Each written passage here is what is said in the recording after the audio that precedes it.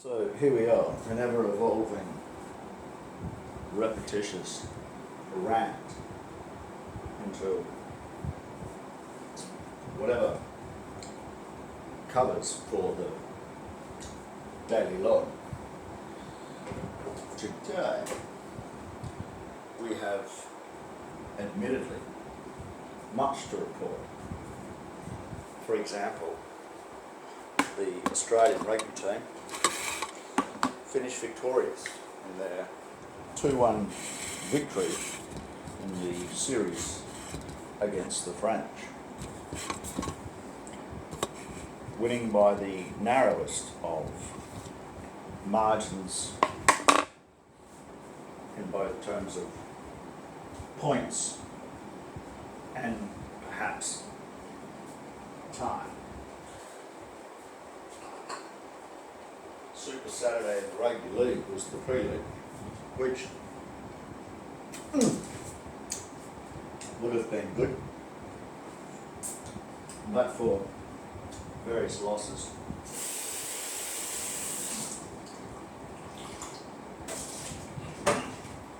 From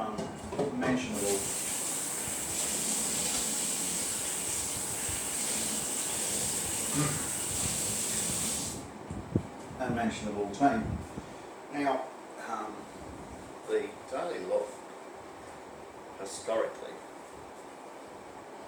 has been a Prince 2 project method artifact, and the artifact really is somewhat of an orphan insofar as this is an informal piece of aide-memoire, for want of a better term, such that it may be incorporated or leveraged in some fashion to form part of a fee-paying project. So your host tonight, quite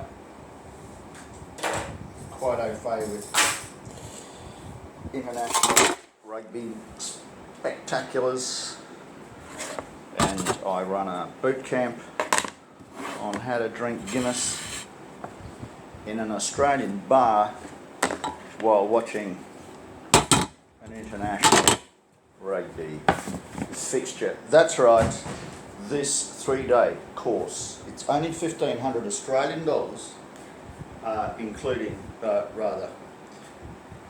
not including drinks. Asterisks. I mean, you can drink inside our pub. It's going to cost you, but not as much. $1,500, 3-day weekend, starting Friday night. You get there Thursday, set your digs up. Friday night, you're on.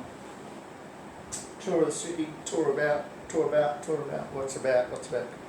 That's your Saturday morning, maybe a reef trip, and then Saturday or Sunday, depending on when the fixture is, depending if you want to go to the reef or not, but there's ample time to incorporate your itinerary into ours, because we create the itinerary with you based on your personal points of interest. So over time we get a profile for what your average rugby punter wants to do in between, before and after, and during a specific international rugby fixture, no matter where they are in the world. What? That's right. So this is a service to rugby internationally. Okay, this is a free, quasi-free asterisk service So the basic use case is you download the app, okay, and you share, if you choose, you can share your location and go, I want to watch New Zealand versus Fiji, and I'm in Kazakhstan, and it says it's 800 miles to the next sheep's milk fermented fucking carver joint, and then the journey begins. So you go, right, I'll take that bet, and it says, well, you know, what's the best way to get there? Your travel link set up, basically. But instead of it being a domestic bus, this is a service for out there. Absolute rugby, fucking, right? Loose cannons. And so the person that submits the most radical A to B story might be, well, I was doing the K2 and found out through happenstance, because someone on the helicopter taking the dead bodies off the cliff mentioned that at 7 o'clock the All Blacks were playing Fiji. So I said, blah blah blah blah blah, and there's your, you know, there's your furphy. No, it's already been done. So there's your yarn, and then substantiation rules will come into play. And they who have the best yarn shares in the pool of prize money, and I don't think that's going anywhere in that story. No. Don't care. I, as a punter, would like to know, and in the absence, specifically in the absence of all manner of fucking guff to the contrary, where I can watch the rugby. What channel is the rugby on? You do a basic Google search for those plebs among us that might not be necessarily from a stand-based nation or some other copyright yada infringement rule between different networks and satellite sports companies and whatever. And all you want to do is go, oh shit, because normally it's late notice, because who gives a rat in the UK who Australia are playing, or, you know, who cares if it's not football or Wimbledon, for instance, or Bundesliga, or fucking golf, or topless darts, or hurling. To each their own. Hence, participating venues could advertise, this is what we've got on, bang. We've got these screens, here's our template submission to your website, which has got basically, you know, you wouldn't need 3D view, but knock yourselves out. This is how many screens we've got when you're facing this way, blah, upload that. Is it a secure guard? Do we need to worry about this and that and the other fucking shit? I don't know. But that's what the admin and control team would do. They burn the floss off all these wonderful ideas that the other side of the brain thinking team do, which is to say the value proposition research and development team. And for good reason, you do not want to stifle creative genius. You want people to dream. This is where people who are customers of people, what does a person, what are the properties of emotions, are properties of an object class called person? Properties. Properties have certain values. Are, you know, numerical attributes. measurements, attributes, characteristics, measurable values, not in the value, not in another definition of value, but the numerical measurement value in that sense, the measurement, the fucking quantifiable thing. And what can be quantified can be improved. So by measuring what is popular, what attributes, what values people have, certain, satisfaction, results of an emotional satisfaction questionnaire, plus or minus, errors. And people will vote with their wallet. Pretty good idea. Pretty good indication if people are actually behaving in a certain way by subscribing or joining your little Facebook fucking outfit, or they're like little sheep following one another, and you're the Pied Piper doing the Candy Crush act. You fucking geniuses! Isn't that a brilliant thing? Everyone must be proud. And this is value, is it? This is adding benefit to society. Is it? These are the jobs that we'd want our children to aspire to, like lemmings off a fucking supply chain cliff with redundancy and a life cycle of skill set that's so fucking fleeting. You may as well be a butterfly.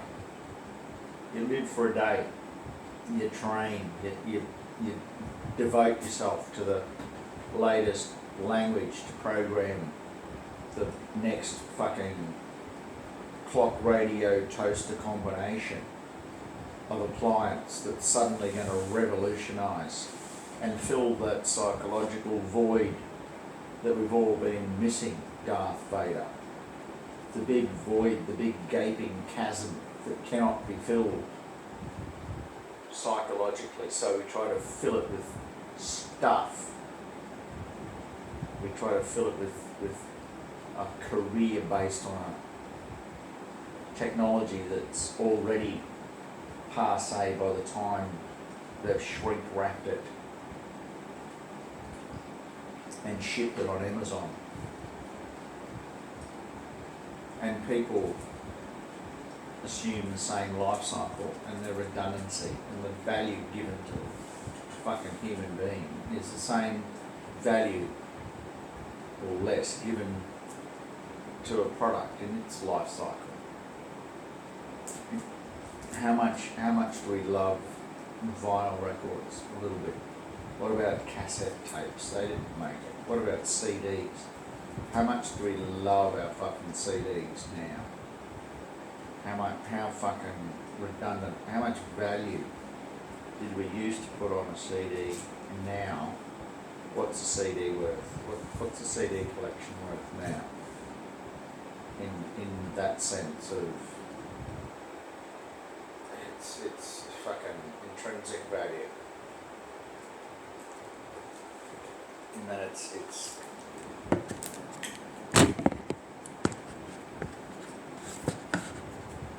yeah, just a throwaway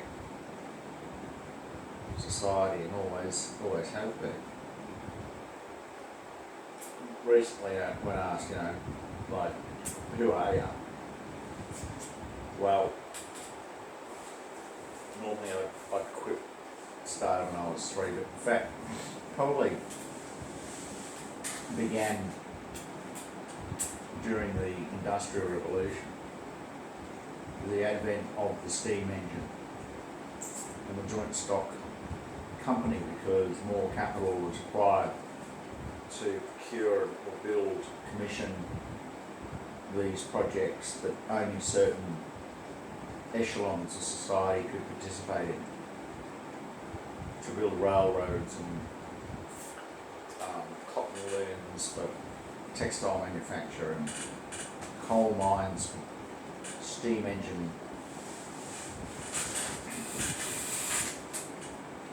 pumps and other steel foundries. Basically Victorian times, Dickens. So, central theme, fast forward that to wealth for toil, such that there was always an air, not of entitlement, but an air of, if one would apply oneself on a sufficiently sustained basis and had the wherewithal to endure the then so-called 7-year business cycle,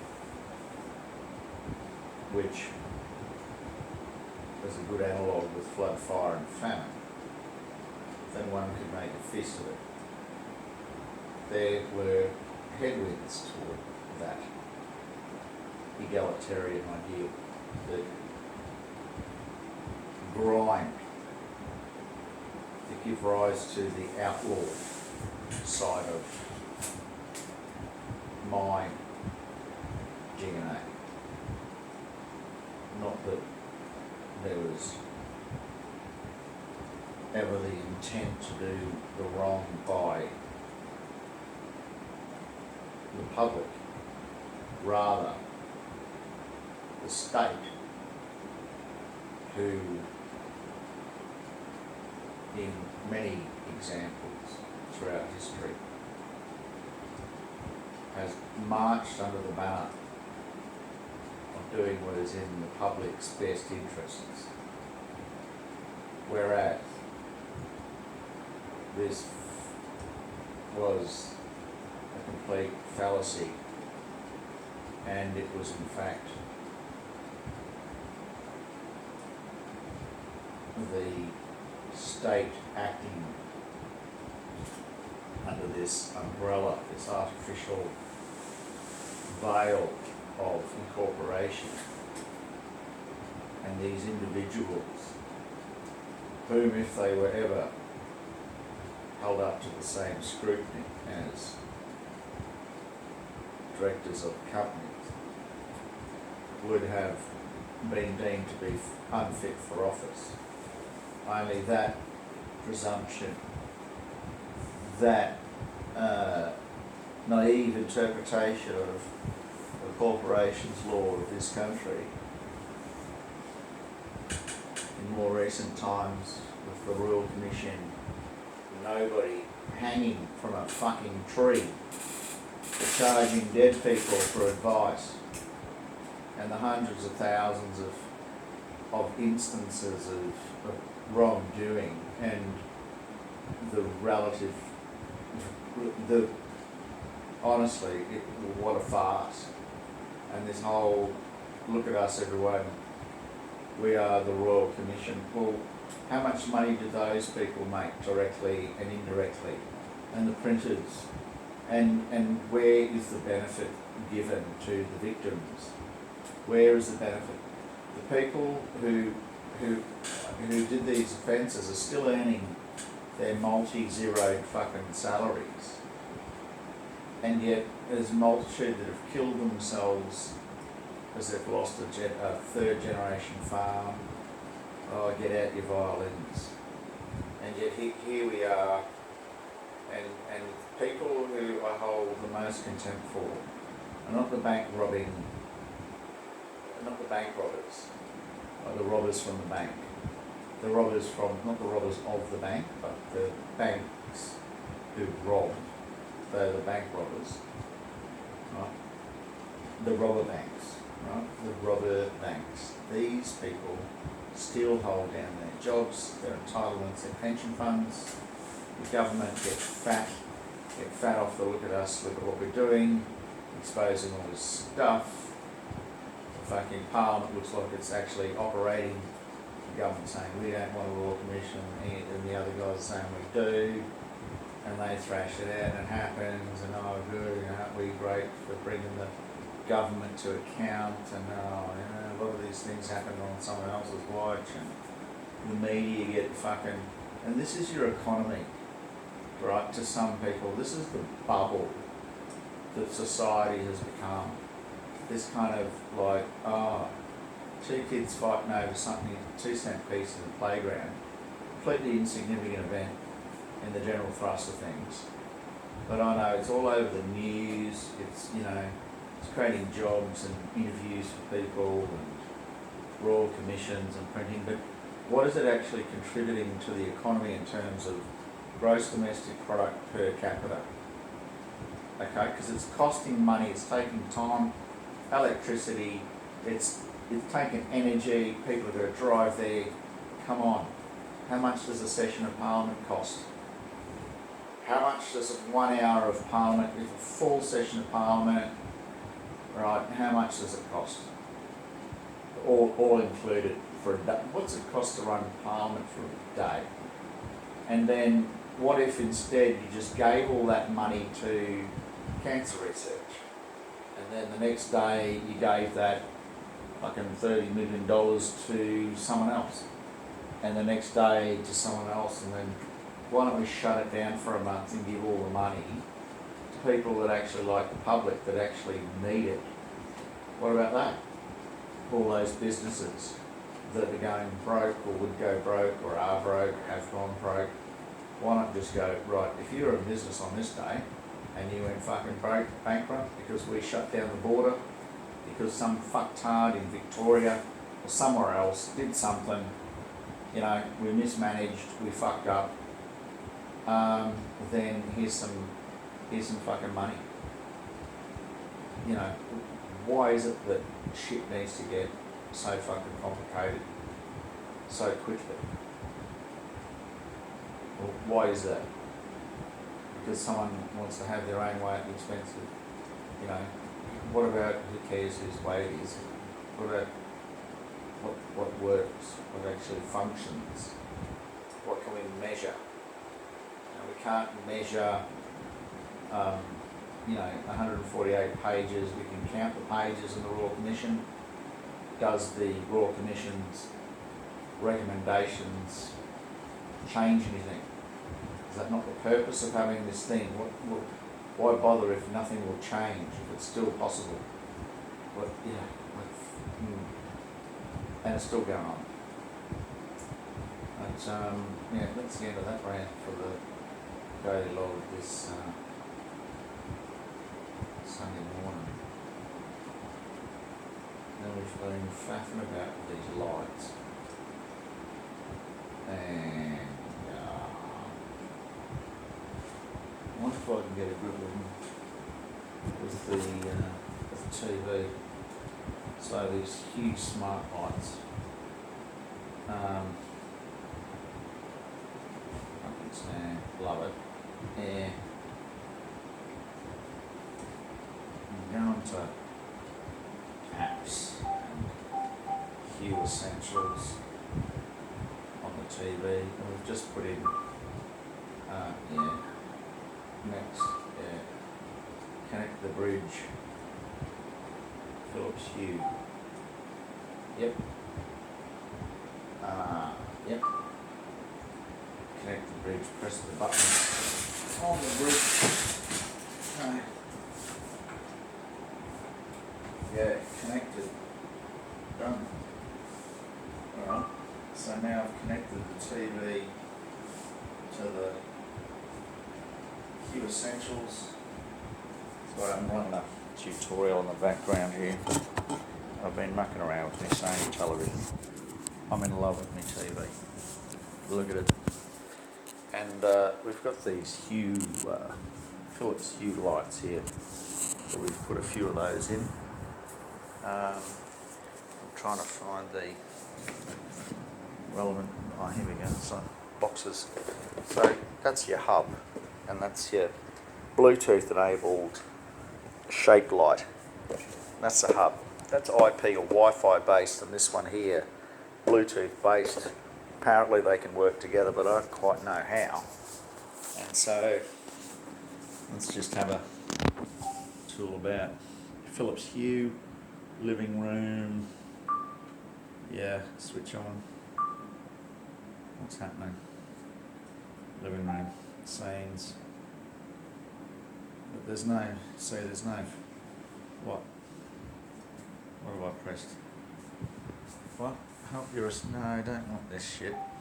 Fuck off. Yeah, set up later. No, go away. Fucking, where's this is like the back, yeah, it does that. It just goes off on its own. Scenes. Switch on.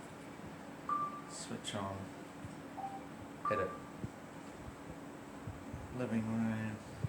See, I'm not getting any of this because I've got no lights connected to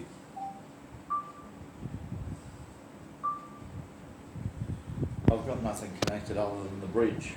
So there's nothing connected to the bridges. And these things here, and this is where I'm a bit pissed off, is because that is a Bluetooth enabled. I thought that would be Wi-Fi enabled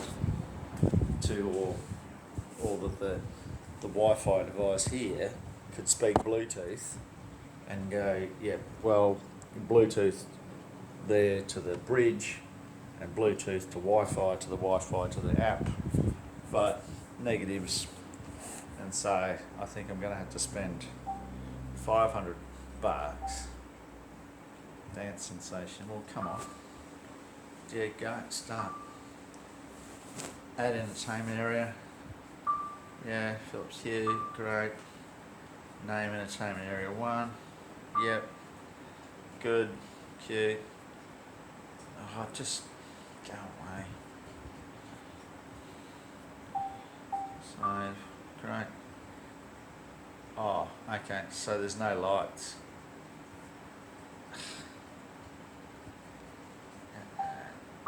Yeah, right, so I mean, the lights aren't compatible with this because they're Bluetooth. Sync.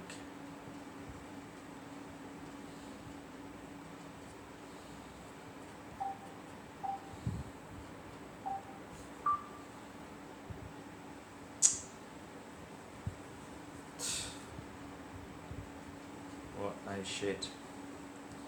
Yeah, welcome to the cracking world of double chins.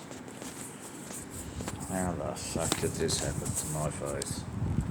I've got no idea. Look at it. It looks like a fucking moon. There's it on it. Beautiful. Anyway, that'll all go. Got me. You can see me apps down here. You can see me 350. Yeah, no, we're not a special diet. No, you know, look, I'm on contract, right? I mean, you know, normally I don't look this bad. You know yourself. Good looking rooster. But, yeah, no, under contract, I had to take these fucking ugly pills, and this is the best they come up with. I mean, they tried to hurt me. They tried to hurt me with these ugly pills. You know, as much damage as they can do. Yeah. You know, when you do this, such a you know, just gotta talk like that a bit. Just get, you know, just gotta crack the neck a bit. But, no, I think, I'm a bit over the. See, I got the $22 cheapies from Coles. Look at this fucking thing. There you go. It's got a remote, right? It's got some functions on it. Now, hang on a minute. I'll just no, I can't do that. All right. So you see behind. Look at this remote here, right? This is the magic. That's fucking possible. Look at that. See how I'm changing that? Pressing the button. It's called a remote. Remote control. And that, my friends, is how. That's how you fucking roll. Now, it's probably. Yeah, there you go. And you got the strobe effect, so that's your wave. That's another wave. Alright, we're having a good time now. We're having a good time, are we? Trying to put a bit of David Bowie on. Alright, I'm going to end the episode here. Put a bit of David Bowie on. You think, mate, you've lost the plot, have you? I was trying to explain to this chick. Look, yeah, there's a lot of people that are isolated. Alright? Strange things happen to them when you're isolated. You know, you gotta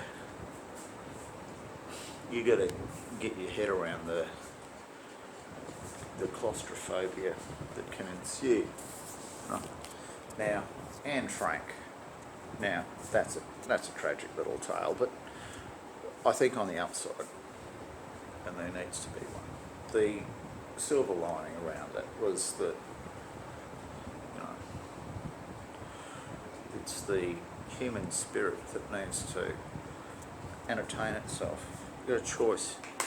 You know, you've got a choice whether you're going to be bored or you're going to be, you know, there's a fair degree of choice. Now, in fact, that one statement alone is pivotal, absolute pivotal, fundamental building block to well-being in confined circumstance, I think.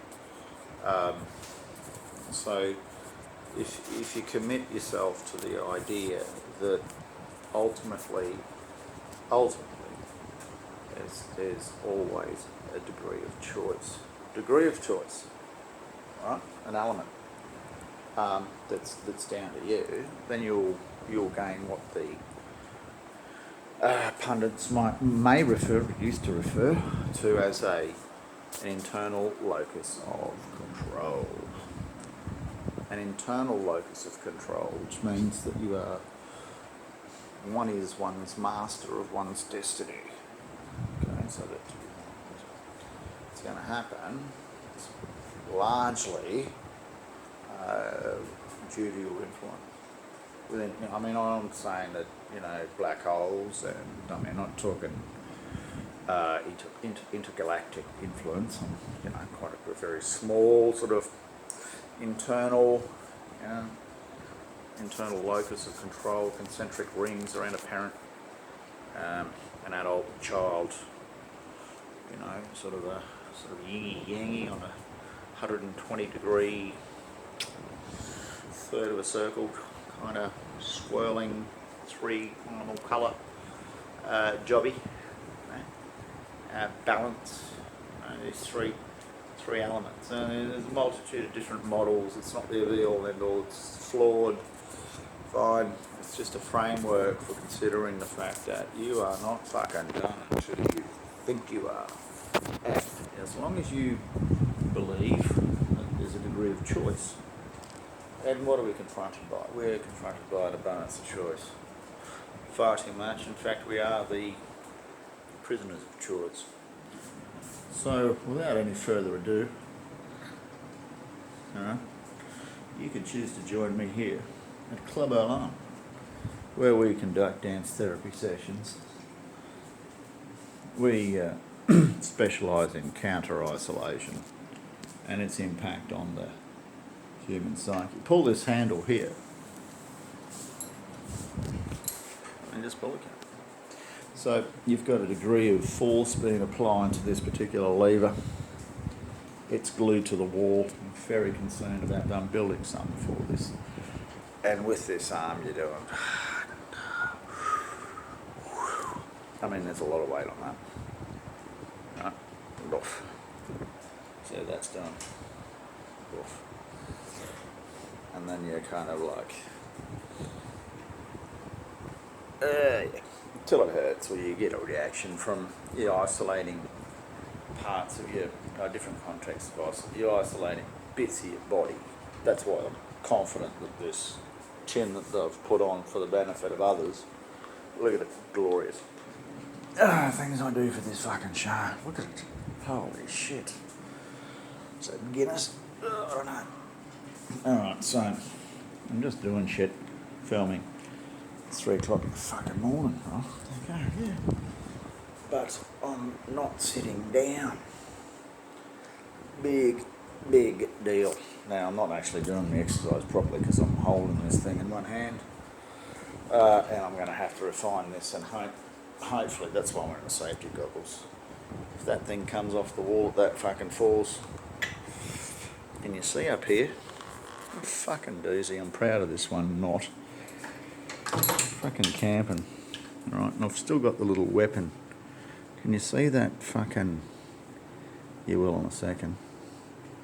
That scar there. Right, that fucking bad boy there. And you can see the proximity to me fucking left eye that's winking. That fucking was inflicted by... I'd wrapped a tarp around a tree and fixed it with some fucking bungee straps. And I've still got the fucking culprit here. And it's under tension. And look at it. See that? It fucking came out. I had it like that. It came undone around the fucking tree. So I pulled it, undid it. I had a hold of it here. And it just went fucking... It was fucking brutal. Hit with such a fuck. Like, fucking near knocked me out cold. Not even. Would have been about 2 out of 10 on the scale, but I mean, it was just fucking bang. Yeah, it was pretty fucking significant. Blood gushing. Sat down. Tried not to go into shock, because there was blood going. Right. Relax. Calm down. Go to the esky. Put some ice on it. Wrap it up. I'm on my own. Old mate had fucked off to get the crab pots. So, anyway, not that we fucking absolutely tic-tac-toed in town, you know, as was par for the fucking course.